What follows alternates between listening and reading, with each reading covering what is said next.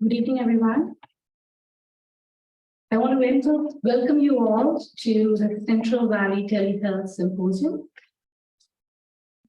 2023, Breaking Barriers to Healthcare Success. So I'm so excited to welcome you all to the symposium. Mohammed, can we have some more? Thank you. So welcome you all to the Telehealth Symposium, and I wanted to share with you my journey regarding telehealth. I started thinking about telehealth way back in 2019, not realizing that the world would change and it would change forever. So I wanted to kind of welcome you all to kind of have this conversation getting started post-pandemic.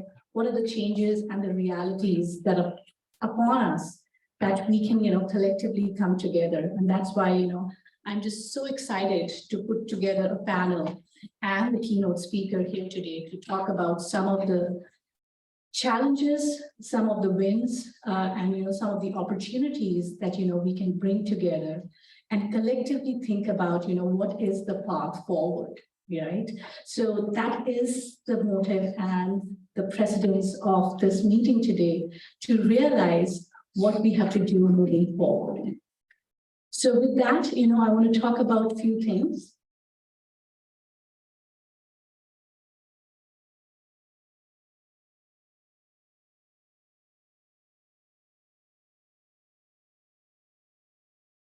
So I wanted to thank few people, and I want to start by, thanking Dean Shebert. She's the one with whom, I couldn't knock on her door because it was a pandemic, but, I entered a Zoom meeting and there was Dean Shebert, and I wanted to talk to her about, I'm just passionate about this subject and I feel that there is so much need in the Valley. And, she just supported me so much to realize and, connecting me with Dr. Mohammed Rahman, who is the wheels and the leg of this journey that I'm taking together regarding telehealth. I also wanted to acknowledge my department chair. She's not here today, Dr. Jenna Swaddenby, and she was the one who connected me to Dean Shebert. So, it's so helpful when, the young faculty is being supported. So, that is an example of that. I also wanted to thank Dr. Kara Sografos, and, she is being the special assistant to the dean. And ever since I've met Kara, I've realized how humble and kind she is. And, I just so thankful for, being there with me on this journey. So this event is kind of sponsored and supported by all these three entities. So thank you to all the departments and the College of Health and Human Services.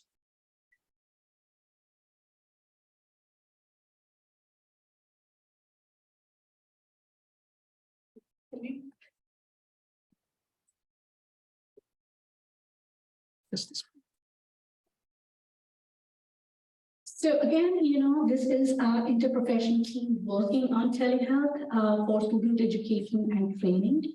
And this is an interprofessional team that's, again, we started to put together, and I kind of connected with Mohammed, and, he's right there. And then from the Department of Physical Therapy, Dr. Cheryl Hickey and Leslie Zernkam. From the nursing department, I had Dr. Eileen, and I have Dr. Herkirba. And from the social work, we had Candice Madrigal. So I wanted to acknowledge these professors who are working day and night in understanding and realizing the importance of this work. So this is my, gig with telehealth. I wanted to acknowledge Dr. Hana Ko. She's back in there. And I was, like I said, I was talking about telehealth in 2019, but that's when, when 2020, March 2020 hit, we are like, okay, we have a gait balance and mobility clinic, and me and Hana kind of co-direct that. But you're like, what should we do? We can't have the patients go back. They so much rely on us. That is the social support, that is the physical therapy support that they need. And, within I would say few days, we just turned our in-person gait balance and mobility clinic into a telehealth clinic, imagine with the gait balance capabilities. So we definitely thought, outside the box there, and, it made us realize that, not all physical therapists and not all physical therapy entities have to be in person. You can do a lot of things in a hybrid model, or in that particular case, an online model. So I was, trying to kind of think about what should I think in terms of breaking barriers for healthcare access, and I come across this 2013 study.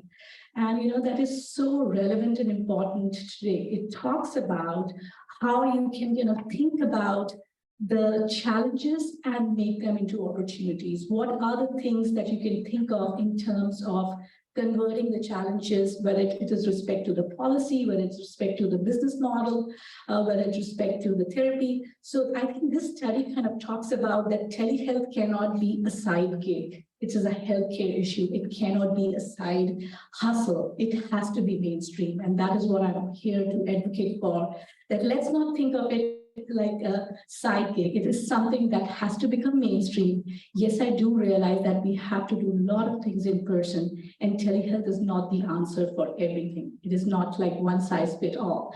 But we do have to realize, and with all the great minds sitting in this room with me, I want to start those conversations, those pilot programs, what we can do with the Fresno County. What are the things that our patients are experiencing, and what we can change for them in terms of healthcare access.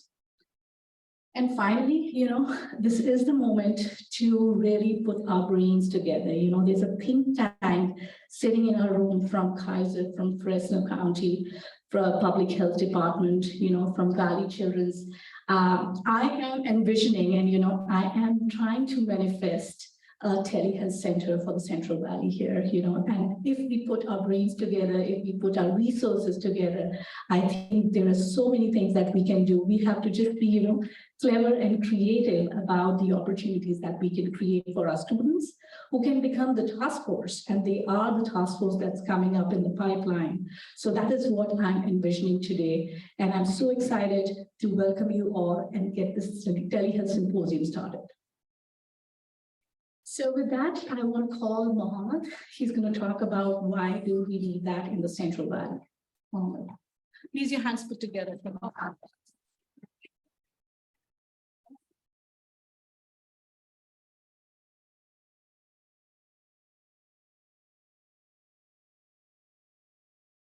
Change.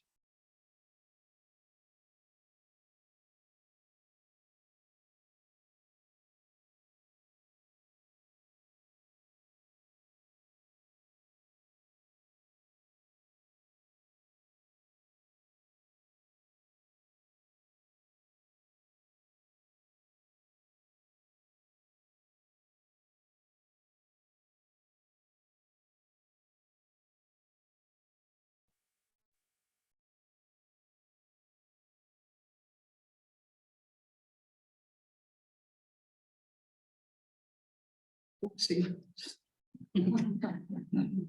Very good late evening, late afternoon, early evening, late afternoon. Thank you for being here, and thanks Nopur for getting this started. And as she said, our goal is to have a telehealth center where different partners in from the valley can come together, and we can build a better better place for patients and practitioners in the Central Valley. Today, I'm going to talk about a few things. Number one, talk about access to broadband, because that's critical for telehealth. Number two, talk about use of telehealth from practitioners and patients. And number three, give you a highlight of our last symposium that we had a couple of years back. Okay, so just did these three things. So here we go. And we all know the San Joaquin Valley has a real shortage of health professionals, okay, compared to other parts of California and overall California, a huge shortage of healthcare professionals. And it's very evident from the next slide. You can see over here, we have about 92% of the population living in an area where there is a shortage of health professionals, right? So HPSA, health professional shortage areas, compared to 28% of people living in California. So like way bad. So, and if you compare physicians per 100,000 in Valley and overall in California, the average, in every category, we are lagging behind. Look at psychiatrists, like, almost half of what we have an average in California. So the situation is dire. So in that case, there's a huge potential for telemedicine, right? That we can think that it can bridge the gap. It can increase access with health information technology, video, audio, using a smartphone, tablets, computer. This can actually really help bridge the gap and increase access for everyone. However, this depends on access to broadband technology. Okay, so where do we stand on broadband?